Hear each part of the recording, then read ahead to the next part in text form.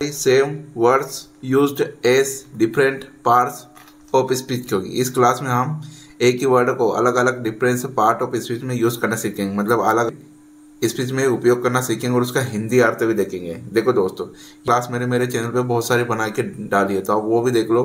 मैं दावे के साथ बोलता हूँ कि वो क्लास आप देखो तो आपकी इंग्लिश बहुत ही मजबूत होगी, ठीक, और समझने में भी आसानी होगी, ठीक। तो वीडियो शुरू करते हैं। तो आज की क्लास में हमारे पास है अबाउट, डेट, अर्ली और एग्जैक्ट, ठीक।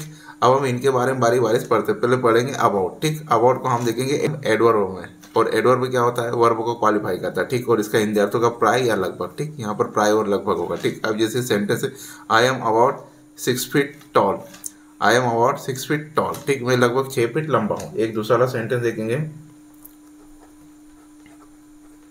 The movie is about to start, ठीक। Start, the movie is about to start, the movie is about to start. Movie शुरू होने को है या शुरू होने वाली है, ठीक। इसको होने को भी है और शुरू होने वाली भी पढ़ सकते हैं, ठीक। मूवी शुरू होने को है या शुरू होने वाली, या फिर फिल्म शुरू होने को है या शुरू होने वाली, ठीक। इन दोनों जगह पर ये क्या है, एडवर्ब है, ठीक। और एडवर्ब क्या है, नाउन, और ये नाउन को भी क्वालिफाई करता है, प्रोनाउन को भी क्वालिफाई करता है और वर्ब को भी क्वालिफाई करता है, ठीक, ठीक। तो यहाँ पर इसको क्वालिफाई किस, ये एडजेक्टिव को क्वालिफाई किया, ठीक। और यहाँ पर इस मूवी को क्वालिफाई किया है, इस मूवी को क्वालिफाई किया है, ठीक। देखते नेक्स्ट। अब अबाउट को हम देखेंगे प्रीपोजिशन, और प्रीपोजिशन में इसका हिंदी अर्थ होगा पास पास, चारों ओर, या के बारे में, या की भी होता है, ठीक। अलग अलग सेंस में होगा, पास पास, चारों ओर, के बारे में, या की, ठीक। जैसे I am thinking about the future, I am thinking about the future, मैं भविष्य के बारे में सोच रहा हूँ। यहाँ पर लिखो भविष्य, मैं भविष्य के बारे में सोच रहा हूँ, मैं भविष्य के बारे में सोच रहा हूँ, ठीक। अब एक दूसरा सेंटेंस देखेंगे, reading a book about history, I am reading a book about history, I am reading a about history, ठीक।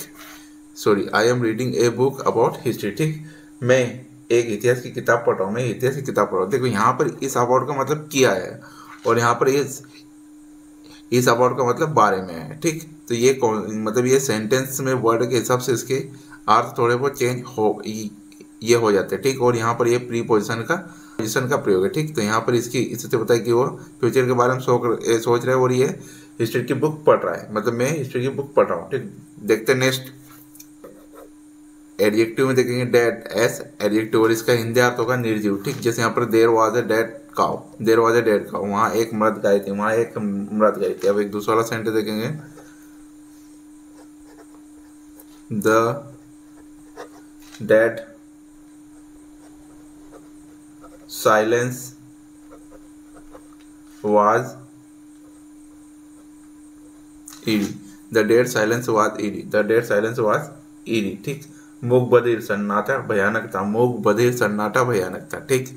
मूक बधिर सन्नाटा भयानक था, ठीक। तो यहाँ पर भी ये एडजेक्टिव में काम किया, और यहाँ पर भी एडजेक्टिव में काम, यहाँ पर इसको क्वालिफाई कर रहा है, इस वाले नाउन को, और यहाँ पर इस काव को क्वालिफाई कर रहा है। ये काव और ये साइलेंस, ये दोनों नाउन है, और ये दोनों जगह पर एडजेक्टिव में यूज हुआ है, ठीक। देखते हैं नेक्स्ट।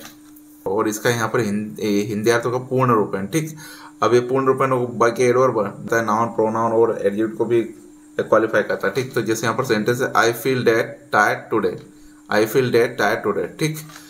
आज मैं पूर्ण रूप से थका महसूस कर रहा हूँ, या फिर आज मैं पूर्ण रूप से थक गया हूँ, या आज फिर मैं पूर्ण रूप से थक गया हूँ, ठीक। एक दूसरा सेंटेंस देखेंगे, the shot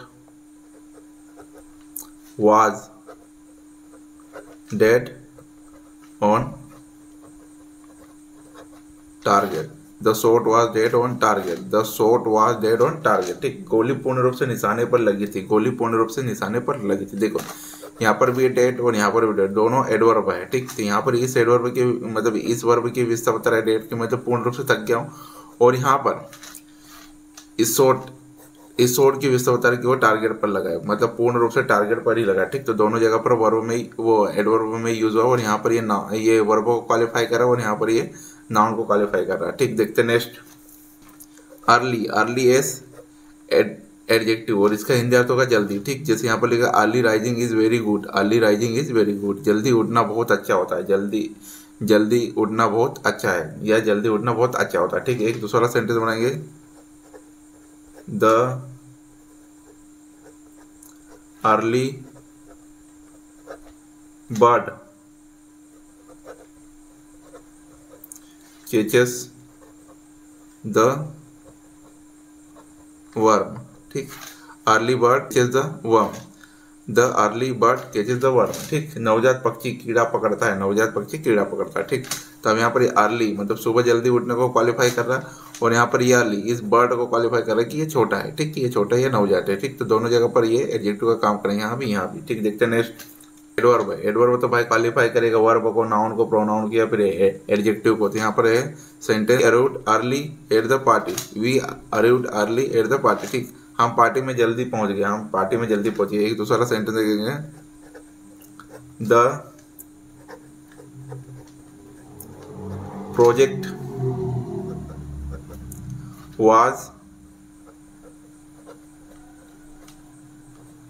completed early, the project was completed early, the project was completed early। ठीक, परियोजना जल्दी पूरी हो गई, ये परियोजना जल्दी पूरी हो गई थी, परियोजना जल्दी पूरी हो गई थी। ठीक, तो यहाँ पर ये दोनों जगह पर एडवर्ब में यूज हुआ अर्ली। ठीक, यहाँ पर इस वाली वर्ब की इसने मतलब क्वालिफाई किया कि हम जल्दी पहुंच गए थे और यहाँ पर ये वाले अर्ली ने इस हमने जल्दी कंप्लीट कर लिए। ठीक, तो दोनों जगह पर ये एडवर्ब में यूज हो। ठीक, और देखते हैं नेक्स्ट देखेंगे और इसका होगा यहाँ पर हिंदी अर्थ सही, ठीक या सटीक। एग्जैक्ट मतलब सही, ठीक या सटीक। जैसे यहाँ पर the exact rules must be follow, the exact rules must be follow. ठीक, सटीक नियमों का पालन किया जाना चाहिए, सटीक नियमों का पालन करना है किया जाना चाहिए। एक दूसरा सेंटेंस देखेंगे।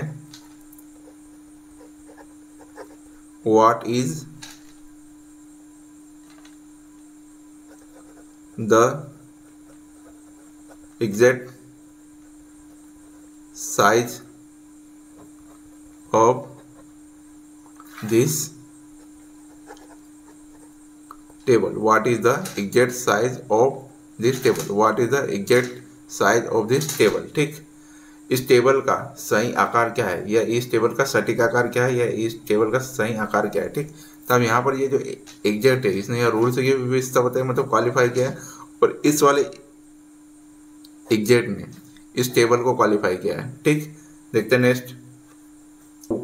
वर्ब में भी यूज कर सकते हो और इसका हिंदी तो सख्ती से वसूल करना, सख्ती से वसूल करना। ठीक, जैसे the law exact A heavy penalty for fraud, the law exact A heavy penalty for fraud. ठीक, कानून में धोखाधड़ी के लिए भारी जुर्माना का प्रावधान है, कानून में धोखाधड़ी के लिए भारी जुर्माना का प्रावधान है। ठीक, तो यहाँ पर द